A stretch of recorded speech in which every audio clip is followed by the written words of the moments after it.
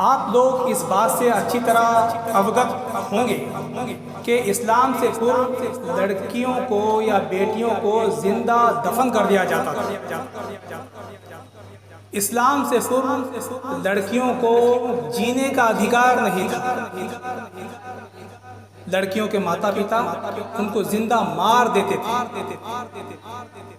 एक ऐसा समाज था, एक ऐसा परिवार था, ऐसे माता पिता थे जो लड़कियों को, बेटियों को मनहूस समझते थे, जो अशुभ मानते थे। आज भी अगर हम देखें तो हमारे समाज में बेटियों को आज भी जीने का अधिकार नहीं। ये कन्या भ्रूण हत्या, ये माँ के पेट में बेटियों को मार देना क्या है? ये वही अज्ञानता है, ये वही जाहिलियत है जो इस्लाम से पूर्व थी। आज भी हमारे समाज में, हमारे देश में बेटियों को पेट के अंदर जिंदा मार दिया जाता है।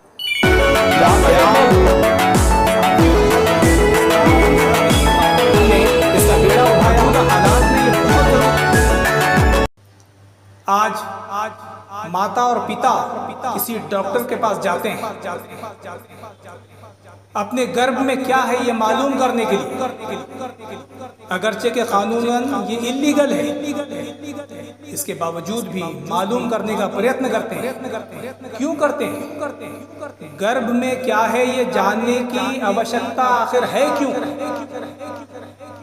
इसीलिए कि वो नहीं चाहते कि उनको बेटी हो, वो चाहते हैं कि उनको सिर्फ बेटे ही बेटे हों। हालांकि बेटा और बेटी देने का अधिकार केवल अल्लाह ताला का है। कुरान कहता है कि अल्लाह ताला जिसे चाहता है बेटे देता है, जिसे चाहता है बेटियां देता है, जिसे चाहता है बेटे और बेटियां दोनों देता है, और जिसे चाहता है दोनों से वंचित रखता है, बांझ रखता है। ये सब कुछ अल्लाह के हाथ में है। ये बाप के हाथ में नहीं है, ये माँ के हाथ में नहीं है कि वो चाहे तो बेटा पैदा करे, वो चाहे तो बेटी पैदा करे। लेकिन आज समाज में ऐसी कुप्रथाएं हैं, ऐसे रस्म रिवाज हैं कि जिससे माता और पिता डरते हैं कि अगर बेटी पैदा हो जाए तो समाज में उसका पालन और पोषण कैसे करेंगे, उसकी शादी कैसे करेंगे, इतना सारा दहेज कहाँ से ला कर देंगे, और भी बहुत सारी समस्याएं। और समाज ने तरक्की करते करते, विकास करते करते हम इस अवस्था में पहुंच गए हैं, इस लेवल पर जाकर हमको पहुंचा दिया है इस समाज ने, इस विकास ने, हम बेटियों से नफरत करने लगे। हम नहीं चाहते कि हमारे घरों में बेटियां आएं, जबकि प्रेषित मोहम्मद सल्लल्लाहु अलैहि वसल्लम ने फरमाया कि जिसके घर में बेटी हो, एक हो या दो हो या तीन हो, अगर वो उसकी अच्छी परवरिश करे, अच्छा खिलाए पिलाए, अच्छा जीवन उसको दे, अच्छी जगह पर उसका विवाह करे, तो ऐसा व्यक्ति मरने के बाद मरणोत्तर जीवन में जन्नत में प्रेषित मोहम्मद सल्लल्लाहु अलैहि वसल्लम के साथ रहे। प्रेषित मोहम्मद सल्लल्लाहु अलैहि वसल्लम ने बेटियों को सम्मान दिया, जीने का अधिकार दिया, और उस समाज में जहां बेटियों को जिंदा दफन कर दिया जाता था, आपने कुरान के माध्यम से, ईश्वरीय जीवन व्यवस्था के माध्यम से लोगों को समझाया कि बेटियां मनहूस नहीं होती, बेटियां अशुभ नहीं होती, उनको भी जीने का पूरा पूरा अधिकार है, और ये अधिकार उनको दो। अपनी बेटियों से मोहब्बत करो, सद्व्यवहार करो, अच्छा व्यवहार करो, तो तुम्हें जन्नत मिलेगी। लेकिन अफसोस कि लोगों ने इस संदेश को भुला दिया, और आज उस वक्त तो कम से कम बेटी पैदा होती थी, बेटी के पैदा होने के बाद उसको वो लोग, जाहिल लोग, जिंदा दफन कर दिया करते थे। लेकिन क्रूरता आज के समाज की इतनी बढ़ गई है, आज माता पिता का दिल इतना पत्थर का हो गया है कि वो बेटी को दुनिया में आने भी नहीं देना चाहते, और गर्भ के अंदर ही माँ के उसको मार दिया जाता है, उसकी हत्या कर दी जाती है।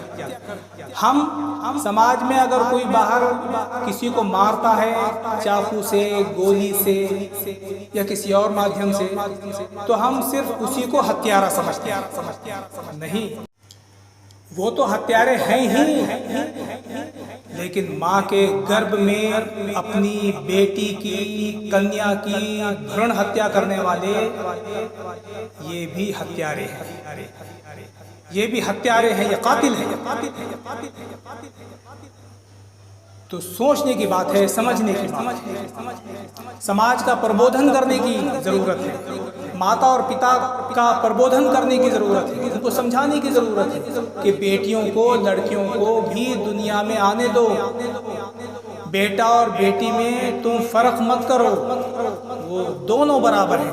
अल्लाह ने उनको पैदा किया है, बेटा और बेटी दोनों का देने वाला अल्लाह ताला है। तो तुम उनमें भेदभाव मत करो, तुम उनको समान समझो, उनको समान अधिकार दो, उनको जीने का अधिकार दो, और कन्या भ्रूण हत्या करने से बचो। अगर कन्या भ्रूण हत्या करोगे, माँ के पेट में अगर जो है तो बेटी को मार दोगे, तो तुम्हें मरणोत्तर जीवन में नरक की अग्नि में जलना पड़ेगा, तुम्हें कभी स्वर्ग प्राप्त नहीं होगा, तुम नरक की अग्नि में जलोगे। आखिर बेटी आज कितनी सुरक्षित है देखिए, न समाज में सुरक्षित है, न देश में सुरक्षित है, न माँ के पेट में सुरक्षित है। आज हमारी बेटियां न माँ के पेट में सुरक्षित हैं, न माँ के पेट से बाहर सुरक्षित है। वो जाए तो जाए कहाँ?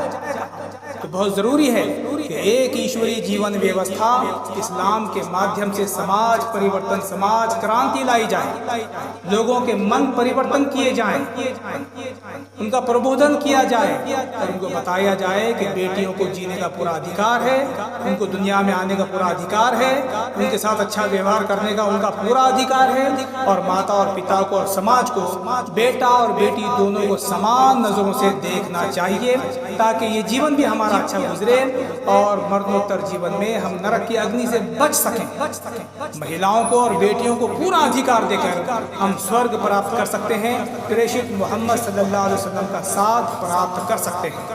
उम्मीद है आप मेरी इन बातों पर ज़रूर गौर करेंगे, और ये भी उम्मीद है कि आप हमारे चैनल को ज़रूर सब्सक्राइब करेंगे, शेयर करेंगे, बेल आइकॉन ज़रूर दबाइए, ताकि आने वाले वीडियो का नोटिफिकेशन भी आपको मिल सके। बहुत बहुत शुक्रिया।